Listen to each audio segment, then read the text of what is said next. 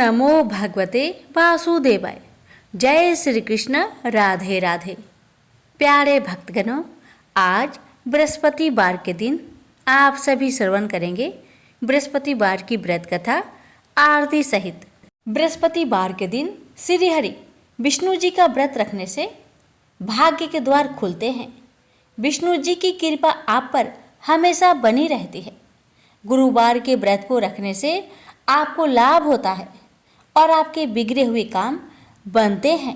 अगर आपको संतान की कामना हो या वैवाहिक जीवन से जुड़ी कोई समस्या हो तो बृहस्पतिवार का व्रत इन सभी परेशानियों का समाधान है। प्यारे भक्तगणों, अगर आप बृहस्पतिवार का व्रत करते हैं तो कथा को अवश्य सुनिएगा, क्योंकि व्रत कथा के बिना व्रत अधूरा माना जाता है। तो आइए श्रवण करते हैं बृहस्पतिवार व्रत कथा।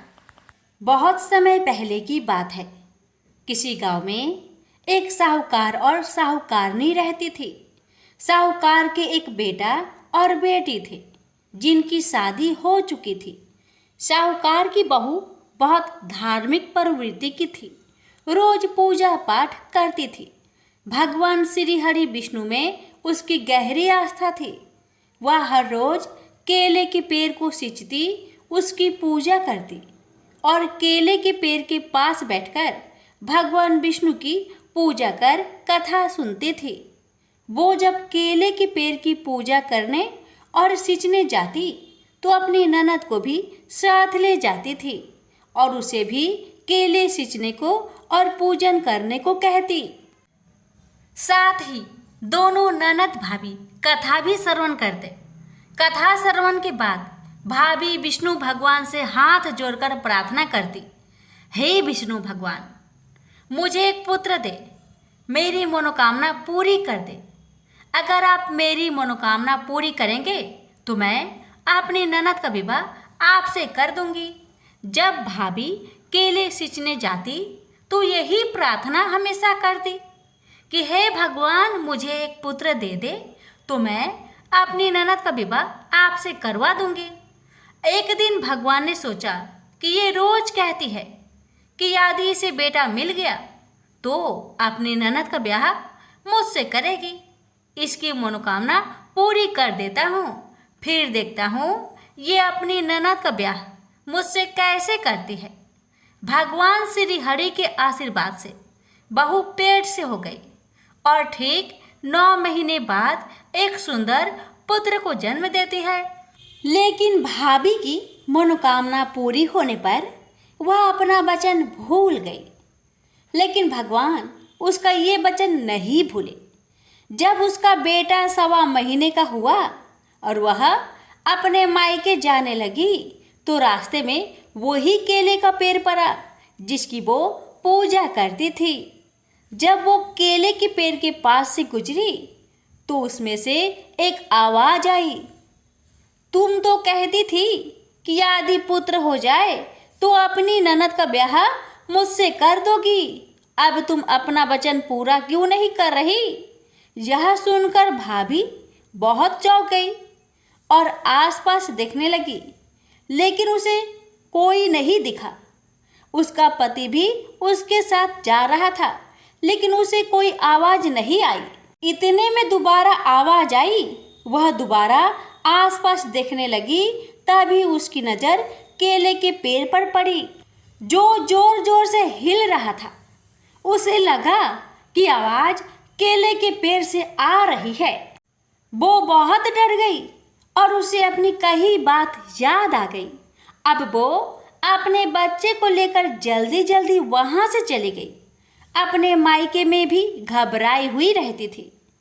उसके माता पिता उससे पूछने लगे, तुम घबराई हुई क्यों रहती हो, क्या परेशानी है? लेकिन उसने किसी को भी कुछ भी नहीं कहा। अब जब वो अपने ससुराल वापस आने लगी तो दूसरे रास्ते से होकर आई। ससुराल पहुंचकर भी वो परेशान रहती थी। सास ससुर और पति पूछने लगे, क्या बात है? गई थी तब तो बहुत खुश थी, आई हो तो उदास हो। वो बोली, कोई बात नहीं, बस मेरी तबीयत कुछ ठीक नहीं है, इसलिए परेशान हूँ। तो वो बोले, कोई बात नहीं, आराम करो। लेकिन बहू सुबह शाम अपने वचन को याद कर वो परेशान रहती थी। तब एक दिन एक सुंदर युवक उसके घर आया। उसे देखकर साहूकार साहूकारनी ने पूछा, आप कौन हो? वो बोला, मैं आपकी बहू का मुंह बोला भाई हूँ। साहूकार ने बहू को बुलाया और पूछा, क्या ये तुम्हारा भाई है? वो लड़के के पास गई और बोली, तुम कौन हो? मेरा तो कोई मुंह बोला भाई नहीं है। वो लड़का धीरे से बोला, मैं वही केले का पेड़ हूँ। आपको आपका वचन याद दिलाने आया हूँ। आपको अपनी ननद की शादी मुझसे करनी है। यह सुनकर बहू बहुत घबरा गई। लड़का अंदर आकर बैठ गया और बोला, मैं लंबे समय से विदेश कमाने गया हुआ था, इसलिए ये मुझे पहचान नहीं पाई। अभी अभी गांव लौटा हूँ तो बहन से मिलने आ गया। साहूकार और साहूकारनी ने उसकी बात मान गई और वह उनके यहाँ रहने लगा। कुछ ही दिनों में उसने सबका मन जीत लिया। साहूकार सोचने लगा, क्यों ना मैं अपनी बेटी का ब्याह इसके साथ कर दूं।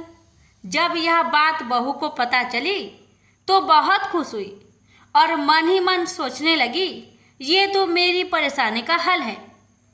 ननद का ब्याह मुझे इससे करना था, वो हो रहा है। अब साहूकार साहूकारनी ने अपनी बेटी का ब्याह उस युवक के साथ कर दिया। युवक अपनी पत्नी को लेकर वहां से चला गया।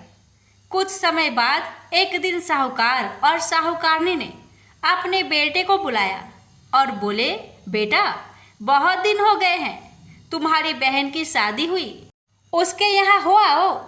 बेटा बहू से बोला, तैयार हो जाना, कल बहन के यहाँ जाएंगे। यह सुनकर बहू परेशान हो गई और सोचने लगी, ननद का विवाह तो केले के पेड़ से हुआ है, हम कहाँ जाएंगे। उसी समय वह भागी भागी केले के पेड़ के पास गई और वहां जाकर प्रार्थना करने लगी, हे भगवान, आपने मेरी ननद से ब्याह किया है। सब कह रहे हैं अपनी ननद के यहाँ हो आए और हम कहाँ जाए। तब केले के पेड़ से आवाज आई, तुम चिंता मत करो, यही अपने पति को लेकर आ जाना, बाकी सब मैं देख लूँगा। वह बहुत खुश हुई और अपने घर आ गई। अगले दिन ननद के घर के लिए निकल गई। चलते चलते वो केले के पेड़ के पास आ पहुंची। वहां आकर उसने देखा तो वहां केले का पेड़ नहीं था, बल्कि एक आलीशान महल खड़ा था। खूब नौकर चाकर घूम रहे थे। यह देखकर बहू आश्चर्यचकित रह गई। अपने भाई भाभी को देखकर बहन बहुत खुश हुई और भाभी से बोली, भाभी, मुझे बहुत अच्छा ससुराल मिला है, मैं बहुत खुश हूँ।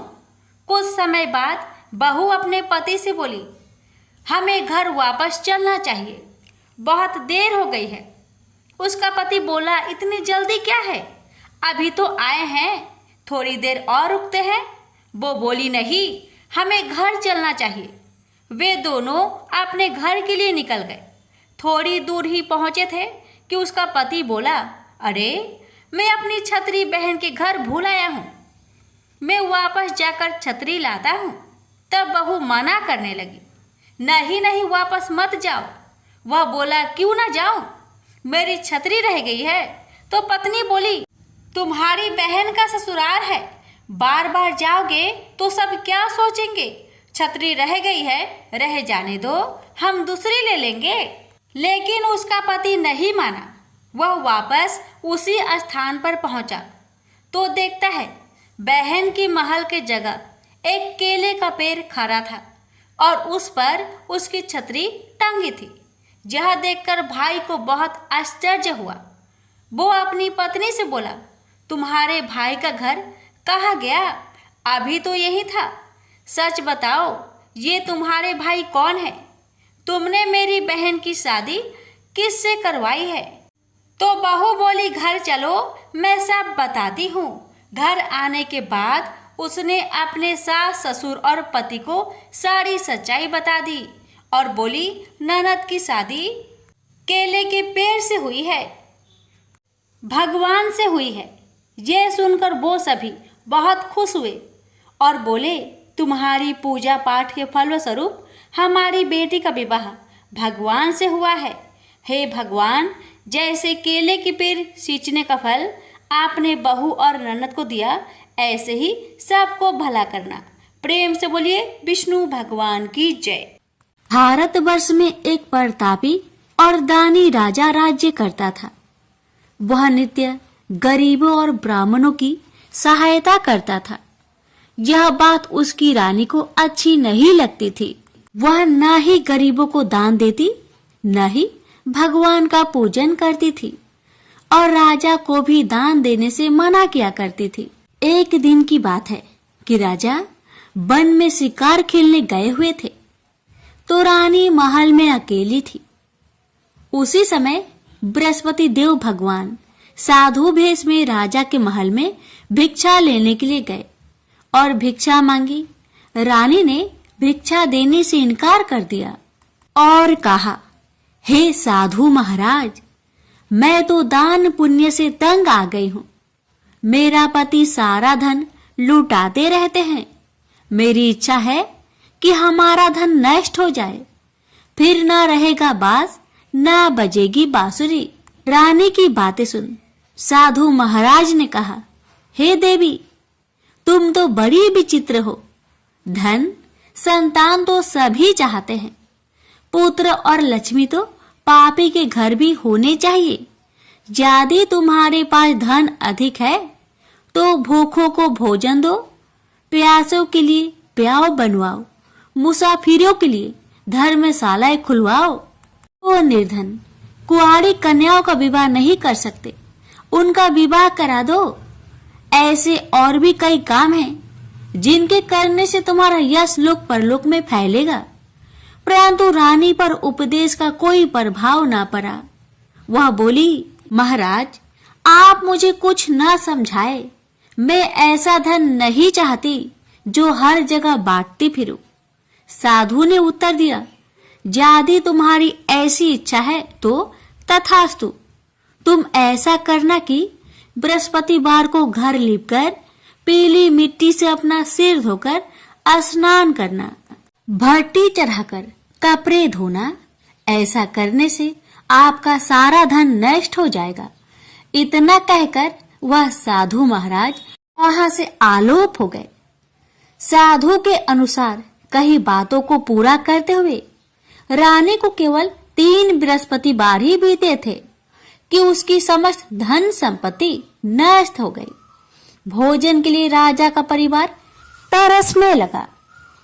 तब एक दिन राजा ने रानी से बोला कि हे रानी, तुम यहीं रहो, मैं दूसरे देश को जाता हूँ, क्योंकि यहाँ पर सभी लोग मुझे जानते हैं, इसलिए मैं कोई छोटा कार्य नहीं कर सकता। ऐसा कहकर राजा परदेश चला गया। वहां वह जंगल से लकड़ी काट कर लाता और शहर में बेचता।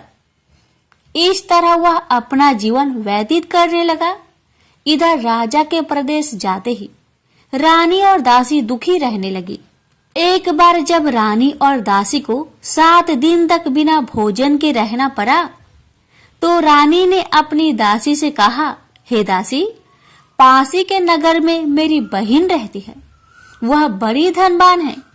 तू उसके पास जा और कुछ ले आ, ताकि थोड़ी गुजर बसर हो जाए।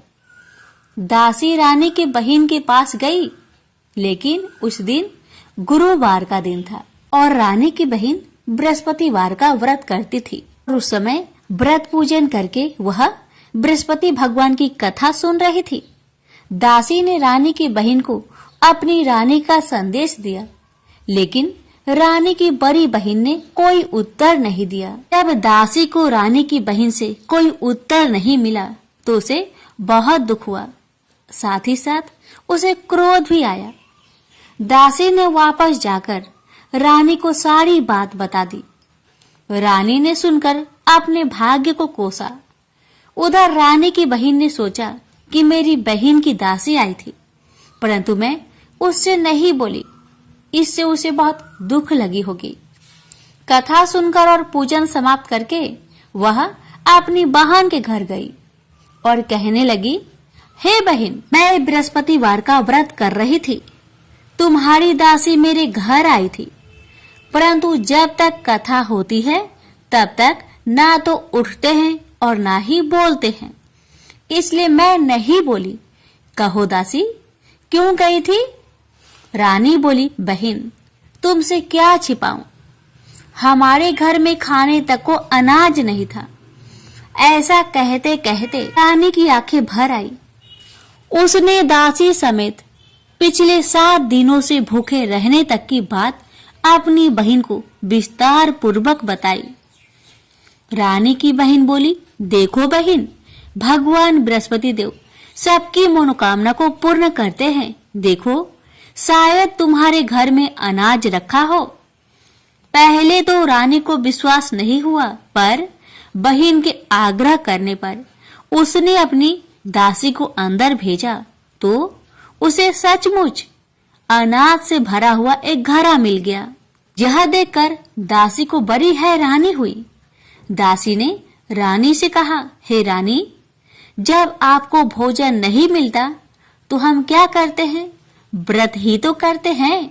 इसलिए क्यों ना इनसे व्रत और कथा की विधि पूछ ली जाए, ताकि हम भी व्रत कर सके। तब रानी ने अपनी बहन से बृहस्पतिवार के व्रत के बारे में पूछा। उसकी बहन ने बताया, बृहस्पतिवार के दिन व्रत में चने की दाल और मुनक्का से विष्णु भगवान का केले की जड़ में पूजन करे तथा दीपक जलाए, व्रत कथा सुने और पीला भोजन ही करे। इससे बृहस्पति देव प्रसन्न होते हैं। व्रत और पूजन विधि बताकर रानी की बहन अपने घर को लौट गई। 7 दिन के बाद जब गुरुवार आया तो रानी और दासी ने व्रत रखा। घुड़सार में जाकर चना और गुड़ लेकर आई। फिर उससे केले की जड़ तथा विष्णु भगवान का पूजन किया। अब पीला भोजन कहाँ से आए, इस बात को लेकर दोनों बहुत दुखी थे। चूंकि उन्होंने व्रत रखा था, इसलिए बृहस्पति देव उनसे प्रसन्न थे। इसलिए वे एक साधारण व्यक्ति का रूप धारण करके 2 थालों में सुंदर पीला भोजन दासी को दे गए। भोजन पाकर दासी प्रसन्न हुई और फिर रानी के साथ मिलकर भोजन ग्रहण किया। उसके बाद वे सभी गुरुवार का व्रत और पूजन करने लगे। बृहस्पति भगवान की कृपा से उनके पास फिर से धन संपत्ति आ गई, परंतु रानी फिर से पहले की तरह आलस्य करने लगी। तब दासी बोली, देखो रानी, तुम पहले भी इस प्रकार आलस्य करती थी। तुम्हें धन रखने में कष्ट होता था, इस कारण सभी धन नष्ट हो गया। और अब जब भगवान बृहस्पति की कृपा से धन मिला है तो तुम्हें फिर आलस्य होता है। रानी को समझाते हुए दासी कहती है कि बड़ी मुसीबतों के बाद हमने यह धन पाया है, इसलिए हमें दान पुण्य करना चाहिए, भूखे मनुष्य को भोजन कराना चाहिए और धन को शुभ कार्यों में खर्च करना चाहिए, जिससे तुम्हारे कुल का यश बढ़ेगा, स्वर्ग की प्राप्ति होगी और पितर प्रसन्न होंगे। दासी की बात मानकर रानी अपना धन शुभ कार्यों में खर्च करने लगी, जिससे पूरे नगर में उसका यश फैलने लगा। बृहस्पतिवार व्रत कथा के बाद श्रद्धा के साथ आरती की जानी चाहिए। इसके बाद प्रसाद बांटकर उसे ग्रहण करना चाहिए। एक दिन राजा दुखी होकर जंगल में एक पेड़ के नीचे आसन जमाकर बैठ गया। वह अपनी दशा को याद करके व्याकुल होने लगा। बृहस्पतिवार का दिन था। एकाएक उसने देखा कि निर्जन वन में एक साधु प्रकट हुए। साधु भेष में स्वयं भगवान बृहस्पति थे। लकड़हारे के सामने आकर बोले, हे लकड़हारे, सुनसान जंगल में तू चिंता मग्न क्यों बैठा है? लकड़हारे ने दोनों हाथ जोड़कर प्रणाम किया और उत्तर दिया, हे महात्मा जी, आप सब कुछ जानते हैं, मैं क्या कहूँ? यह कहकर रोने लगा और साधु को अपनी आत्मकथा सुनाई। महात्मा जी ने कहा, तुम्हारी स्त्री ने बृहस्पति के दिन बृहस्पति भगवान का निरादर किया था, जिसके कारण रुष्ट होकर उन्होंने तुम्हारी यह दशा कर दी। अब तुम चिंता को दूर करके मेरे कहने पर चलो तो तुम्हारे सब कष्ट दूर हो जाएंगे और भगवान पहले से भी अधिक संपत्ति देंगे। तुम बृहस्पति के दिन कथा किया करो। 2 पैसे के चने मुनक्का लाकर उसका प्रसाद बनाओ और शुद्ध जल से लोटे में शक्कर मिलाकर अमृत तैयार करो। कथा के पश्चात अपने सारे परिवार और सुनने वाले प्रेमियों में अमृत व प्रसाद बांटकर आप भी ग्रहण करो। ऐसा करने से भगवान तुम्हारी सब मनोकामनाएं पूरी करेंगे। साधु के ऐसे वचन सुनकर लकड़हारा बोला, हे प्रभु, मुझे लकड़ी बेचकर इतना पैसा नहीं मिलता जिससे भोजन के उपरांत कुछ बचा सकूं। मैंने रात्रि में अपनी स्त्री को व्याकुल देखा है। मेरे पास कुछ भी नहीं जिससे मैं उसकी खबर मंगा सकूं। साधु ने कहा, हे लकड़हारे, तुम किसी बात की चिंता मत करो। बृहस्पति के दिन तुम रोजाना की तरह लकड़ियां लेकर शहर को जाओ। तुमको रोज से दुगुना धन प्राप्त होगा, जिससे तुम भली भांति भोजन कर लोगे तथा बृहस्पति देव की पूजा का सामान भी आ जाएगा। इतना कहकर साधु महाराज अंतर्ध्यान हो गए। धीरे धीरे समय व्यतीत होने पर फिर वही बृहस्पतिवार का दिन आया। लकड़हारा जंगल से लकड़ी काटकर किसी शहर में बेचने गया। से उस दिन और दिन से अधिक पैसा मिला। राजा ने चना, गुड़ आदि लाकर गुरुवार का व्रत किया। उस दिन से उसके सभी कलेश दूर हो गए। परंतु जब दोबारा गुरुवार का दिन आया तो बृहस्पतिवार का व्रत करना भूल गया। इस कारण बृहस्पति भगवान नाराज हो गए। उस दिन उस नगर के राजा ने विशाल यज्ञ का आयोजन किया तथा शहर में यह घोषणा करा दी कि कोई भी मनुष्य अपने घर में भोजन न बनाए, न आग जलाए। समस्त जनता मेरे यहाँ भोजन करने आए। इस आज्ञा को जो न मानेगा उसे फांसी की सजा दी जाएगी। इस तरह की घोषणा संपूर्ण नगर में करवा दी गई। राजा की आज्ञा अनुसार शहर के सभी लोग भोजन करने गए, लेकिन लकड़हारा कुछ देर से पहुंचा। इसलिए राजा उसको अपने साथ घर ले गए और ले जाकर भोजन करा रहे थे तो रानी की दृष्टि उस खूंटी पर पड़ी जिस पर उसका हार लटका हुआ था, जो कि वह वहां पर दिखाई नहीं दिया। रानी ने निश्चय किया कि मेरा हार इस मनुष्य ने चुरा लिया है। उसी समय सिपाहियों को बुलवाकर उसको कारागार में डलवा दिया गया। जब लकड़हारा कारागार में पड़ गया और बहुत दुखी होकर विचार करने लगा कि न जाने कौन से पूर्व जन्म के कर्म से मुझे यह दुख प्राप्त हुआ है, और उसी साधु को याद करने लगा जो कि जंगल में मिला था। उसी समय तत्काल बृहस्पति देव साधु के रूप में प्रकट हुए और उसकी दशा को देखकर कहने लगे, अरे मूर्ख, तूने बृहस्पति देव की कथा नहीं करी, इस कारण तुझे दुख प्राप्त हुआ है। अब चिंता मत कर, बृहस्पतिवार के दिन कारागार के दरवाजे पर तुझे 4 पैसे परे मिलेंगे। से तू बृहस्पति देव की पूजा करना, तेरे सभी कष्ट दूर हो जाएंगे। बृहस्पति के दिन उसे 4 पैसे मिले। लकड़हारे ने कथा कही।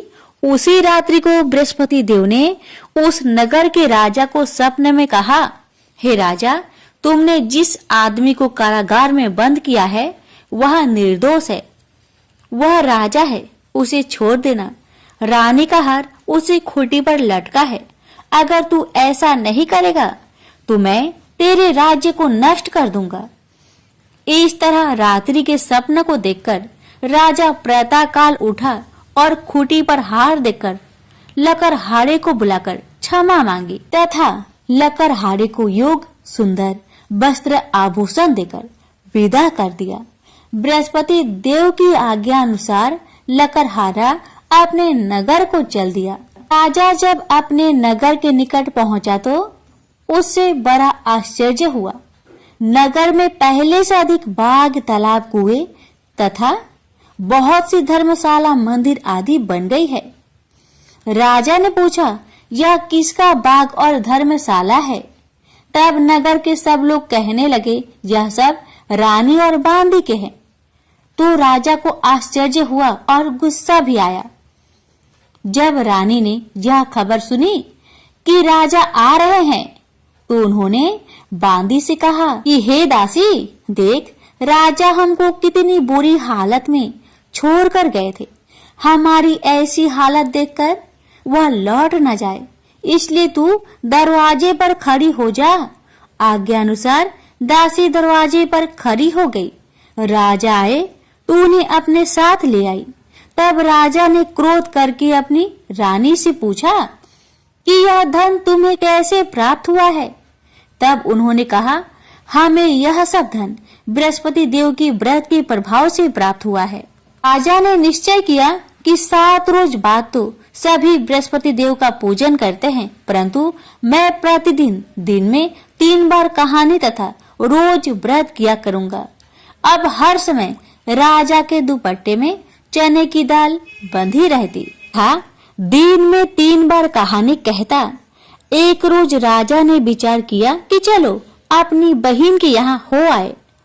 इस तरह निश्चय कर राजा घोड़े पर सवार हो अपनी बहन के यहाँ को चलने लगा। मार्ग में उसने देखा कि कुछ आदमी एक मुर्दे को ले जा रहे हैं। उन्हें रोककर राजा कहने लगे, अरे भाइयों, मेरी बृहस्पति देव की कथा सुन लो। वे बोले, लो हमारा तो आदमी मर गया है, इसको अपनी कथा की पड़ी है। परंतु कुछ आदमी बोले, अच्छा कहो, तुम्हारी बृहस्पति भगवान की कथा भी सुनेंगे।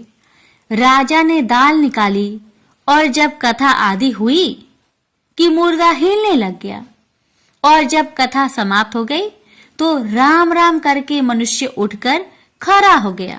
अब आगे मार्ग में उसे एक किसान खेत में हल चलाता मिला। राजा ने उसे देख उससे बोला, अरे भाई, तुम मेरी बृहस्पति बार की कथा सुन लो। किसान बोला, जब तक मैं तेरी कथा सुनूंगा तब तक 4 हरैया जोत लूंगा। जा अपनी कथा किसी और को सुनाना। इस तरह राजा आगे चलने लगा। राजा के हटते ही बैल पछाड़ खाकर गिर गया तथा किसान के पेट में बड़ी जोर का दर्द होने लगा। उस समय उसकी माँ रोटी लेकर आई। उसने जब यह देखा तो अपने पुत्र से सब हाल पूछा और बेटे ने भी सभी हाल कह दिया। तो बुढ़िया दौड़ी दौड़ी उस घुड़सार के पास गई और उससे बोली कि मैं तेरी कथा सुनूंगी, तू अपनी कथा मेरे खेत पर चलकर ही करना। राजा ने बुधिया के खेत पर जाकर कथा कही, जिसके सुनते ही वह बैल उठ खड़ा हुआ तथा किसान के पेट का दर्द भी बंद हो गया। राजा अपनी बहन के घर पहुंचा। बहन ने भाई की खूब मेहमानी की। दूसरे रोज प्रातःकाल राजा जागा तो वह देखने लगा कि सब लोग भोजन कर रहे हैं। राजा ने अपनी बहन से कहा, ऐसा कोई मनुष्य है जिसने भोजन नहीं किया हो? मेरी बृहस्पतिवार की कथा सुन ले।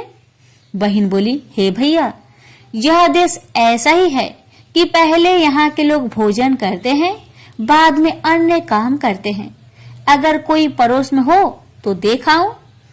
वह ऐसा कहकर देखने चली गई, परंतु उसे कोई ऐसा व्यक्ति नहीं मिला जिसने भोजन न किया हो। अतः वह एक कुमार के घर गई जिसका लड़का बीमार था। उसे मालूम हुआ कि उनके यहाँ 3 रोज से किसी ने भोजन नहीं किया है।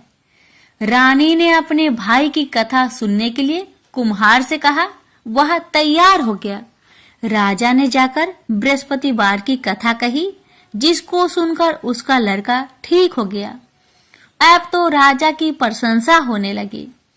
एक रोज राजा ने अपनी बहन से कहा कि हे बहन, हम अपने घर को जाएंगे, तुम भी तैयार हो जाओ। राजा की बहन ने अपनी सास से कहा तो सास ने कहा, हाँ चली जाओ, परंतु अपने लड़के को मत ले जाना, क्योंकि तेरे भाई के तो कोई औलाद ही नहीं है। बहन ने अपने भैया से कहा, हे भैया, मैं तो चलूंगी पर कोई बालक यहाँ से नहीं जाएगा। राजा बोला, जब कोई बालक नहीं चलेगा तब तुम ही क्या करोगी आके।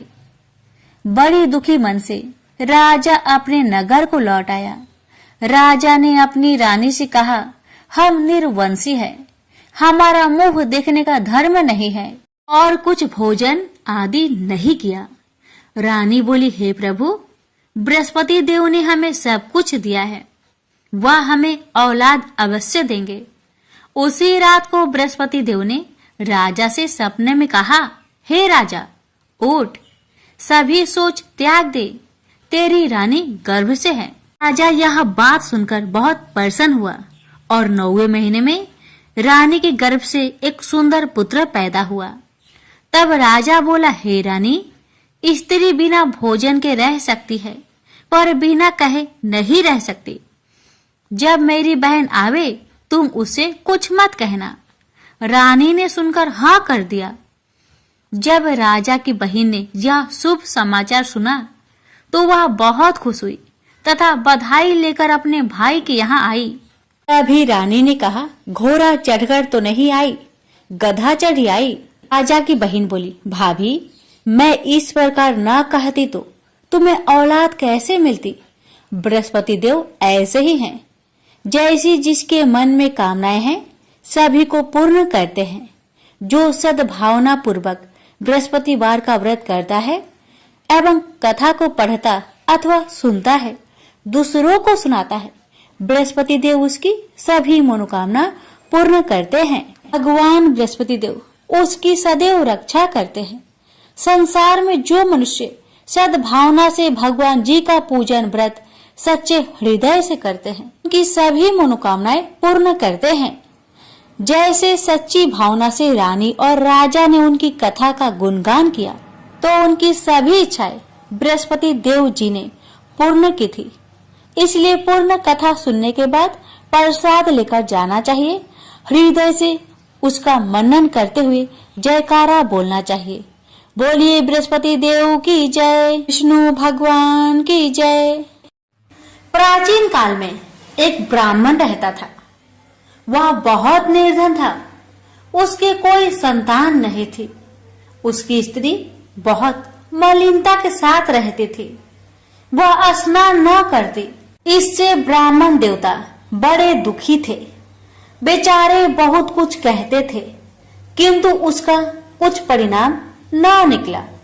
भगवान की कृपा से ब्राह्मण की स्त्री के कन्या रूपी रत्न पैदा हुआ।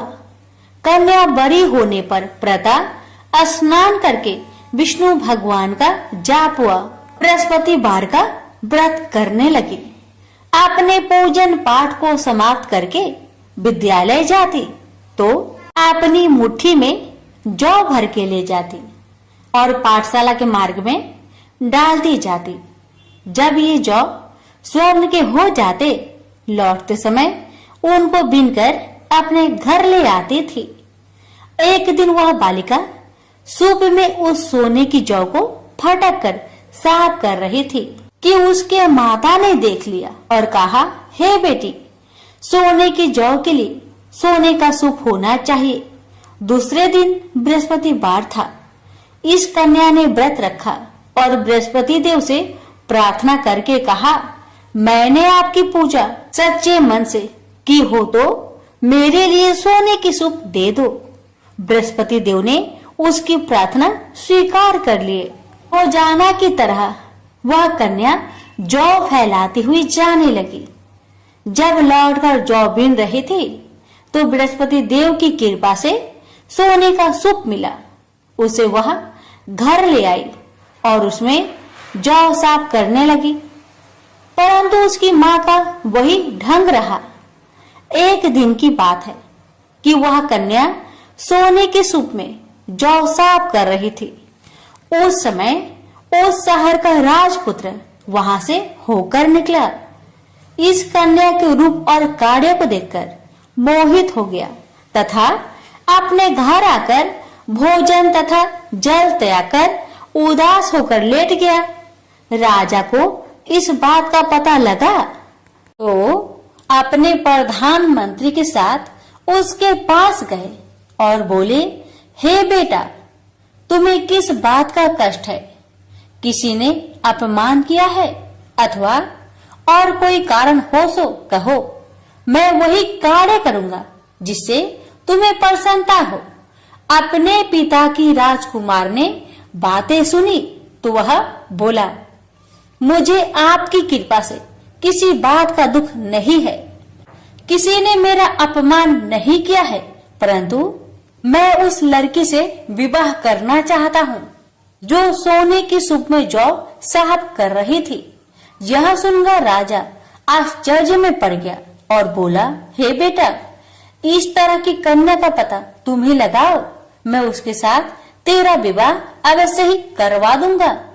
राजकुमार ने उस लड़की के घर का पता बतलाया। तब मंत्री उस लड़की के घर गए और ब्राह्मण देवता को सभी हाल बतलाया। ब्राह्मण देवता राजकुमार के साथ अपनी कन्या का विवाह करने के लिए तैयार हो गए तथा विधि विधान के अनुसार ब्राह्मण की कन्या का विवाह राजकुमार के साथ हो गया। कन्या के घर से जाते ही पहले की भांति उस ब्राह्मण देवता के घर में गरीबी का निवास हो गया। अब भोजन के लिए भी अन्न बड़ी मुश्किल से मिलता था। एक दिन दुखी होकर ब्राह्मण देवता अपनी पुत्री के पास गए। बेटी ने पिता की दुखी अवस्था को देखा और अपनी माँ का हाल पूछा। तब ब्राह्मण ने सभी हाल कहा। कन्या ने बहुत सा धन देकर अपने पिता को विदा कर दिया। इस तरह ब्राह्मण का कुछ समय सुखपूर्वक व्यतीत हुआ। कुछ दिन बाद फिर वही हाल हो गया। ब्राह्मण फिर अपनी कन्या के यहाँ गया और सारा हाल कहा तो लड़की बोली, हे पिताजी, आप माताजी को यहाँ लेवा लाओ, मैं उसे विधि बता दूंगी जिससे गरीबी दूर हो जाए।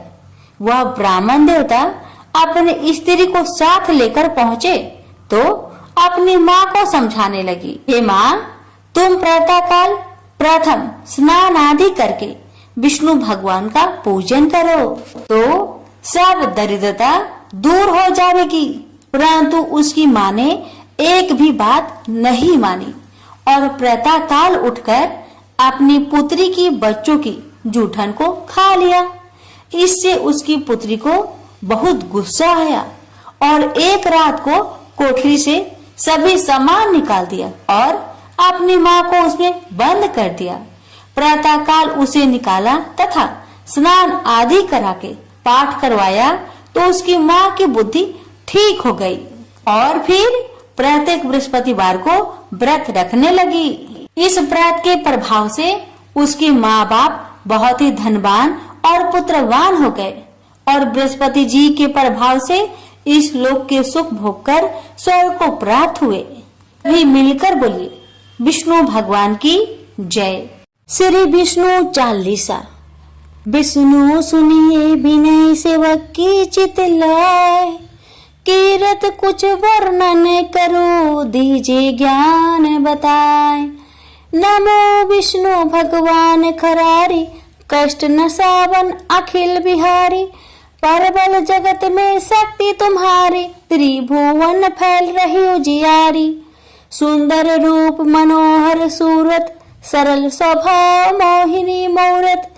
तन पर पीतांबर अति सोहत, बैजंती माला मन मोहत। शंख चक्र कर गदा विराजे, देखत दैत्य असुर दल भाजे। सत्य धर्म मद लोभ न गाजे, काम क्रोध मद लोभ न छाजे।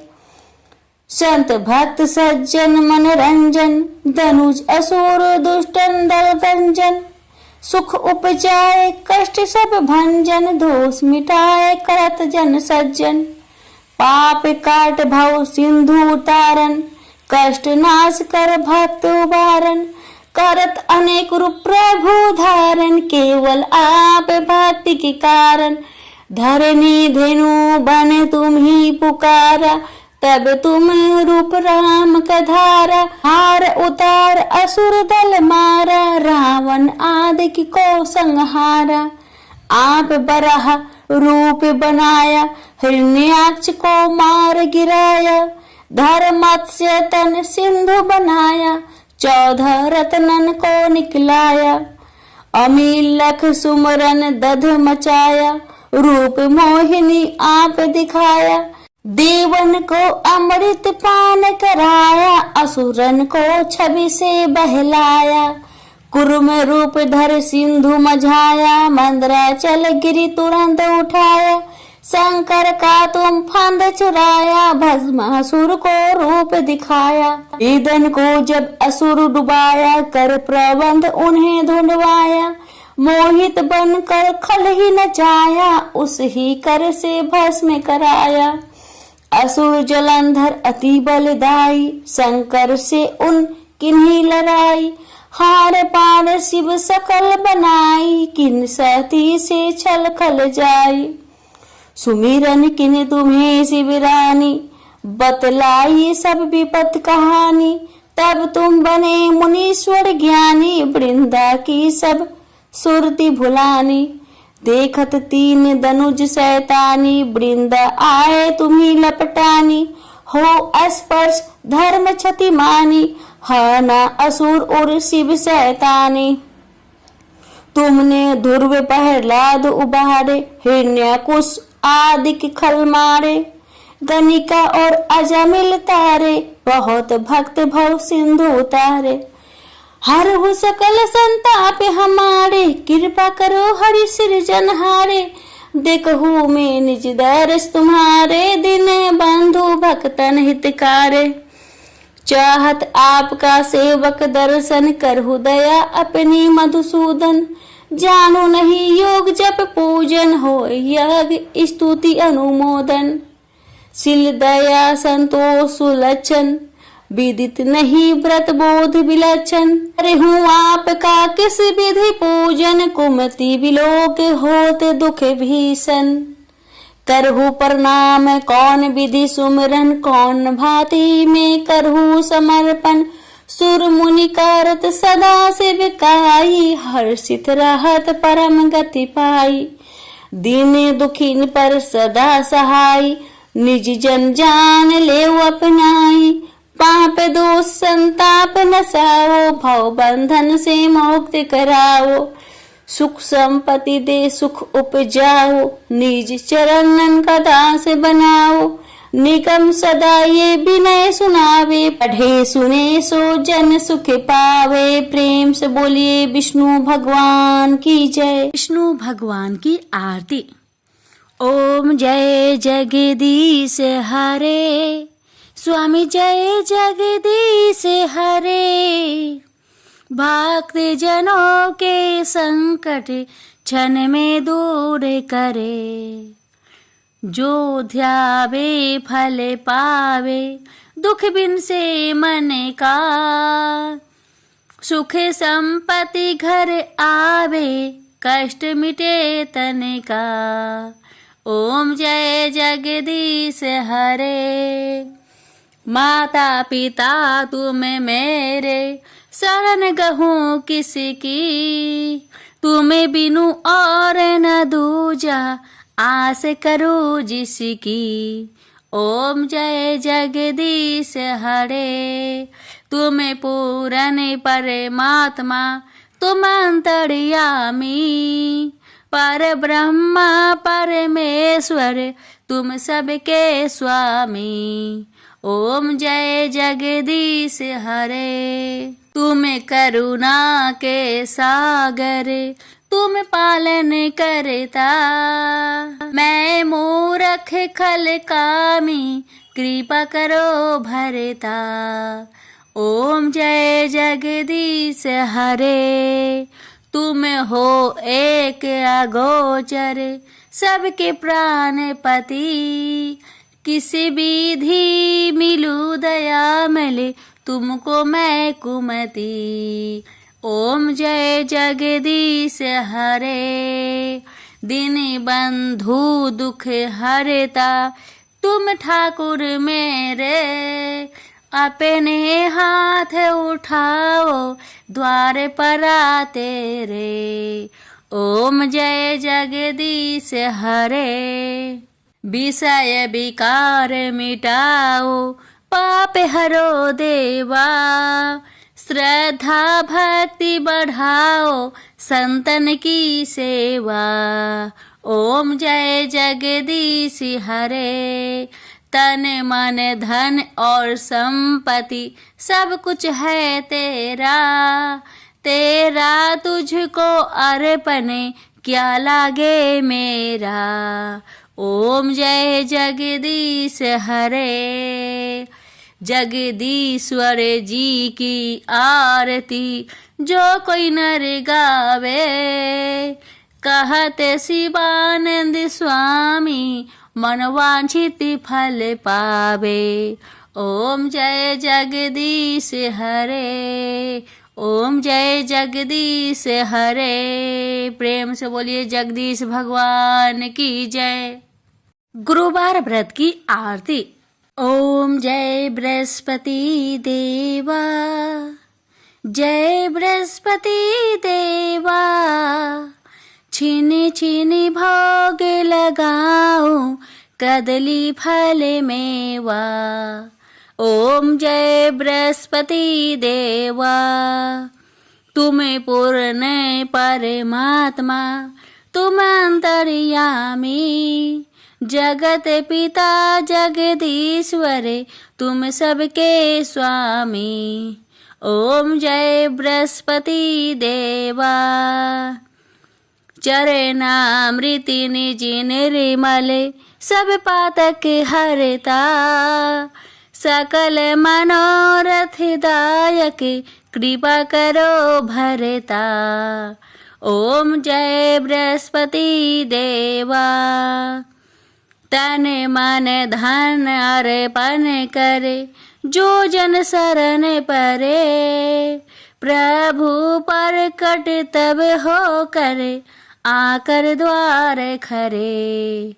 ओम जय बृहस्पति देवा।